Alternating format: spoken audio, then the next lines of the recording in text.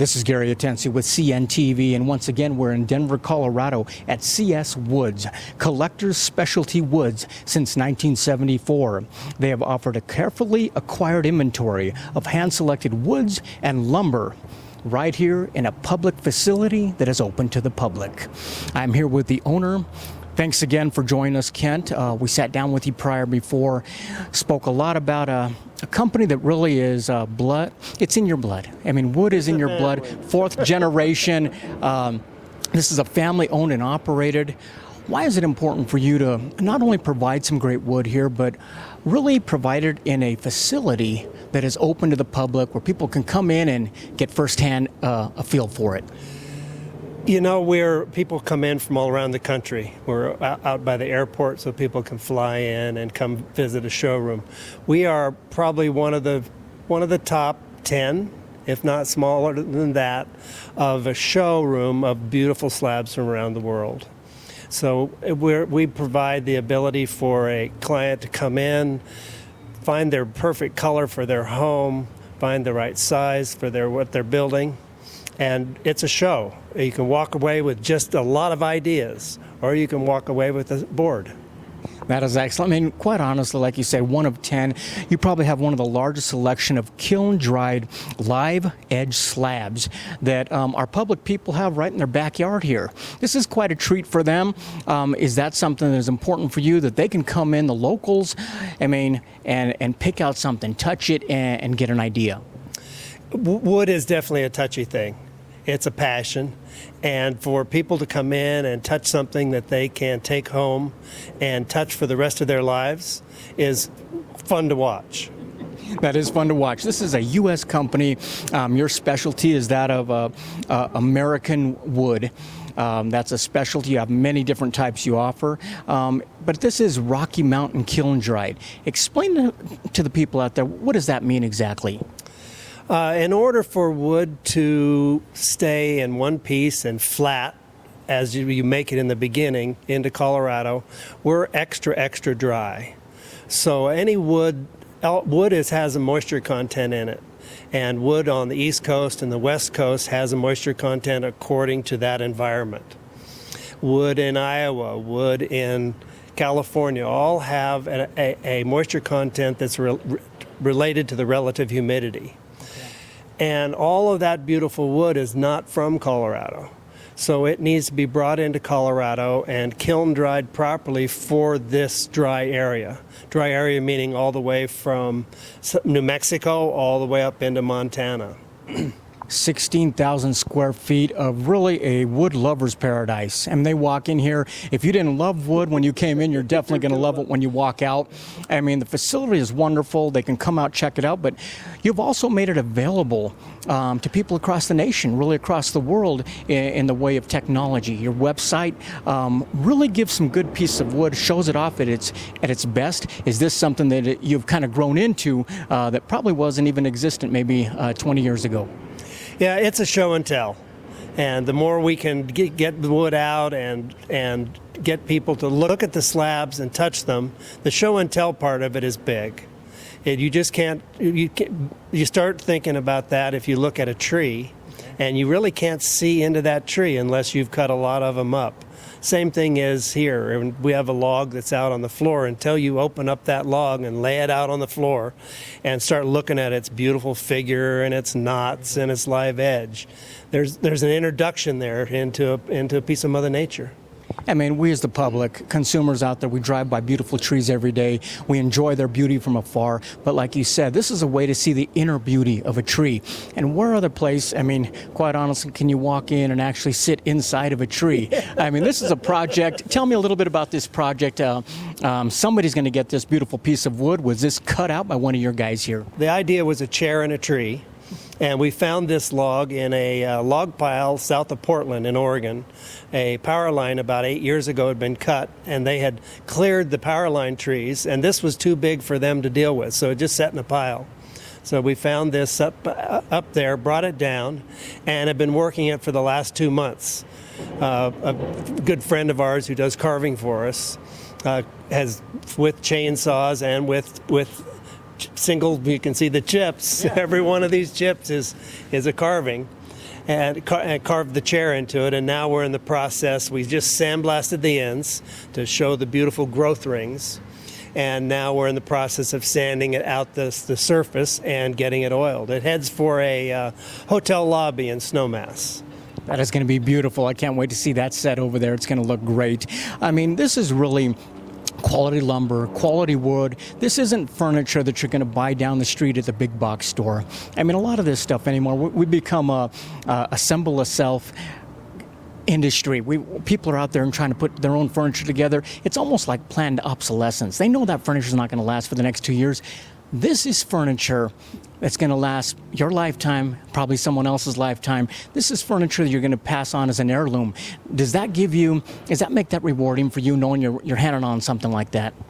We know that our pieces are going to go on and on and on. And someone comes in and starts looking at what a big, beautiful tree looks like inside and what the dining table is going to look like. And one of the next discussion is, who are we going to give it to? Right. Where is it going to? Which one of the kids in the family are we willing this to? that is definitely so. A definite heirloom. I would see that. I mean, we're talking about live edge, natural edge, a lot of different ways people describe it. But we're talking about slabs that have the bark right enclosed with it. Is that something that people you think are gravitating towards, and is it remaining popular? Yes, it is, although we're now starting to cut the live edges off the big slabs and making just a big, beautiful rectangle out of them.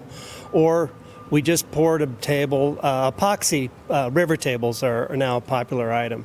And we've just taken a table and poured an epoxy edge that squares the table off so you can see the live edge, but as the client said, I don't have to touch it. So the live edge world is migrating with the invention of art, and is moving into some now back just to big, beautiful rectangles, and then different types of edges. That is great. I mean, the inventory you have here really second to none. Great for the folks in Colorado.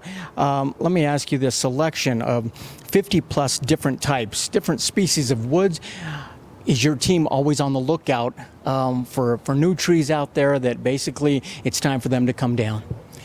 Yes, we are all the time. I have an email about 2 or 3 times a week of a big, beautiful tree that somebody would like us to have.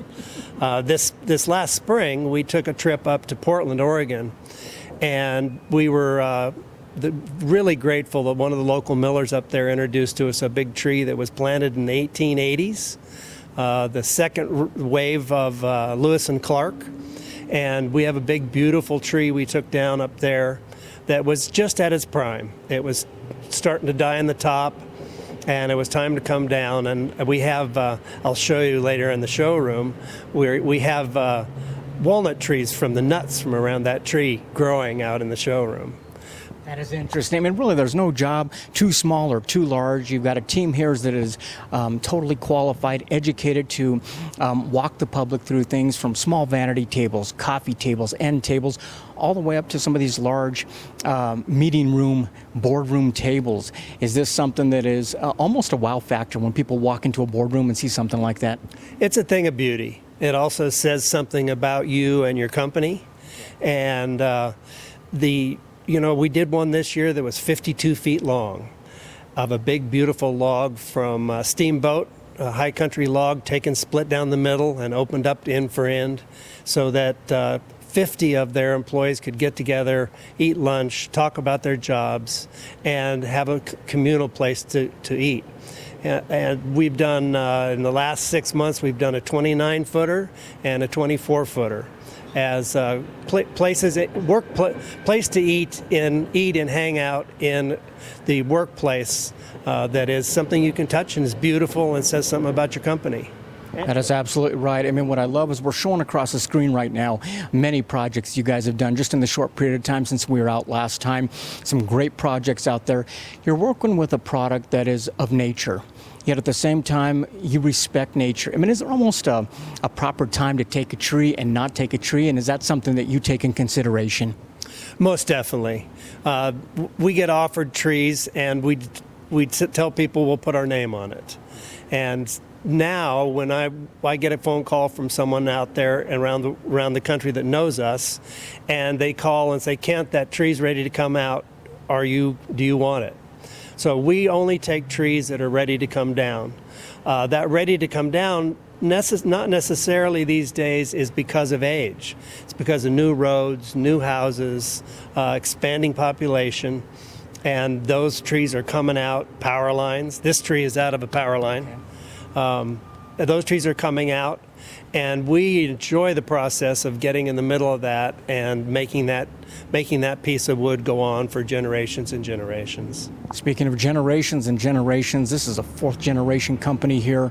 I know one of your passions is exposing our current generation to wood, to the love of wood. Not only people who walk in here, you have a showroom that you invite the public to, but even going out in formal settings and into the community. Does that continue to be a passion for you?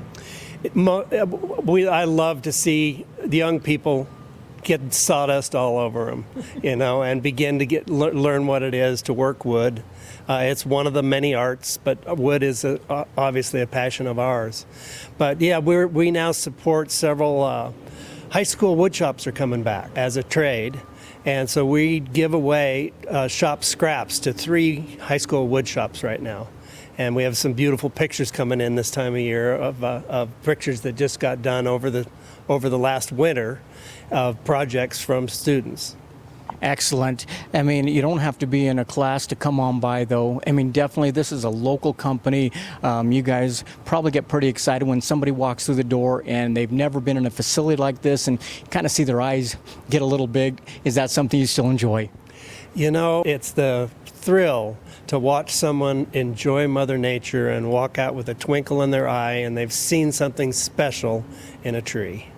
That is excellent. I mean, your team, basically, they have to be passionate about what they do, highly educated to help people. A lot of people come in probably know exactly what they want. Some people, they need some help. Your team is able to help them with the smallest project all the way up to some commercial complex projects that you guys have done in the past. What has been one in the past couple of years that you seem most proud of? We just finished a beautiful 28-foot table out of a log that I cut 20 years ago. And it was a Claro walnut tree out of California. And we ended up, when you cut up a tree, you cut it in slices. And we ended up leaving the limbs, the 2 limbs on the top. And we opened it up. And so we in-matched it in the limbs. And then where the limbs made their hole, we did a sandblasted glass logo lit. Just the most beautiful thing in the world. And it was neat to see 20 years ago we thought of taking a log down and hanging on to it until the right project came by. You're talking about reclaiming wood across the nation, bringing it here to Denver, Colorado, making it available for the locals to come in and check out, making it available for people nationwide to get on your website and check out. Is it kind of exciting for you because you actually go out and handpick some of this? I would imagine most of these pieces come with a story. Is that story something you try to hand off and explain to the person that actually picks up a piece?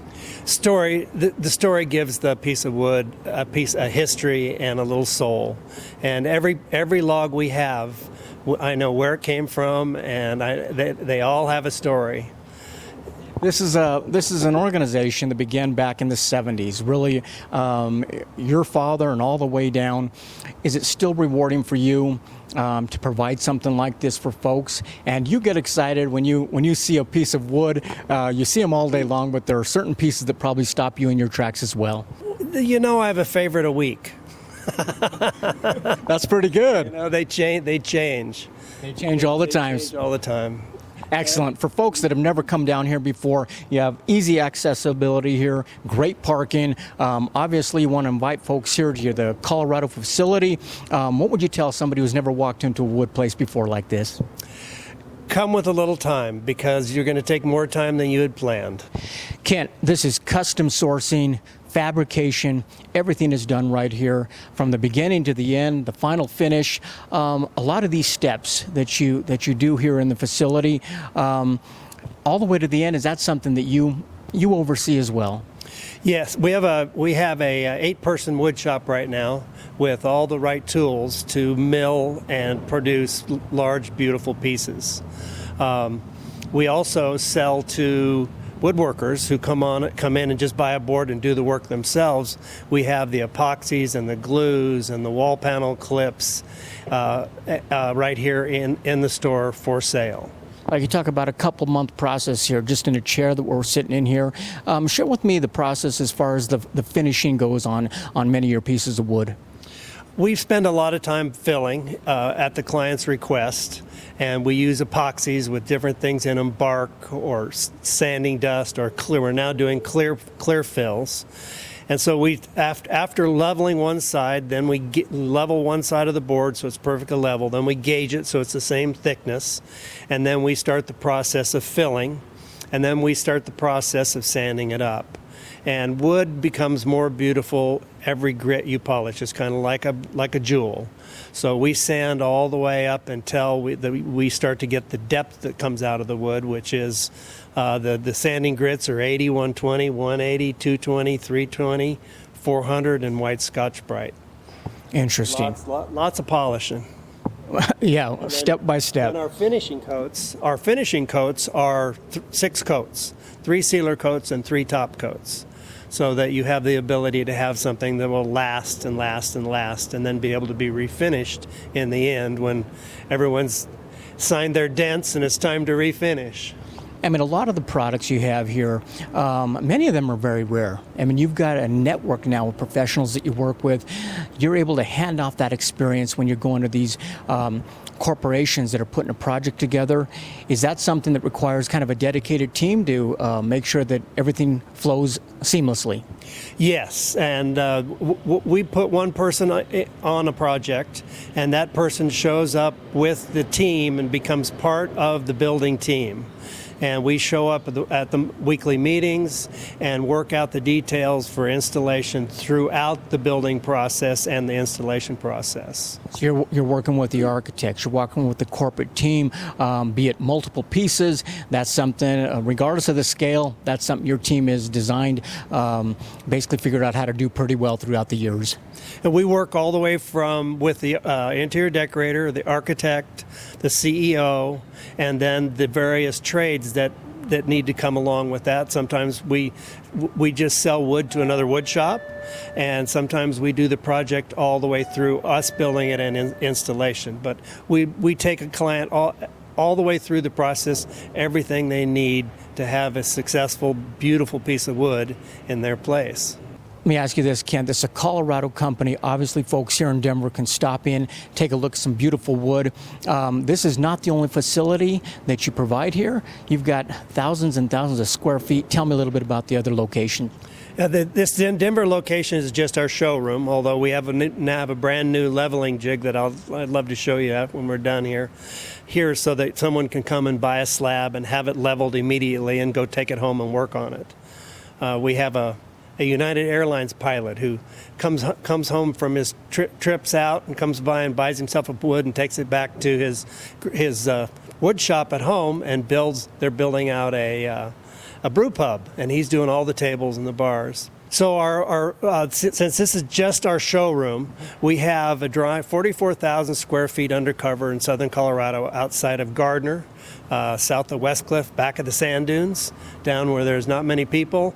And there we have a sawmill that will cut 40 feet long and 70 inches wide. And we have our kilns and our shop and a full-on wood processing facility. So this is just the good-looking boards. This is the part open to the public. You can come in, touch and feel, but you've got a lot going on behind the scenes. That's great advice right there. Viewers, let's take a look at the bottom of the screen right there. What you're going to see is their website, brand new website, and you can shop right online. Take a look. It's one big master magazine that you can get a lot of ideas from. If you're local, the best way is to walk in here and touch some wood. I mean, it's a very touchy-feely kind of business where you can actually experience the beauty, yet at the same time, maybe even sit in a chair, who knows? Or you might catch this one up at the ski slopes as well. Once again, that is CS Woods since 1974. Build beautiful, build natural. This is Gary Atencio with CNTV, and if you don't know, now you know.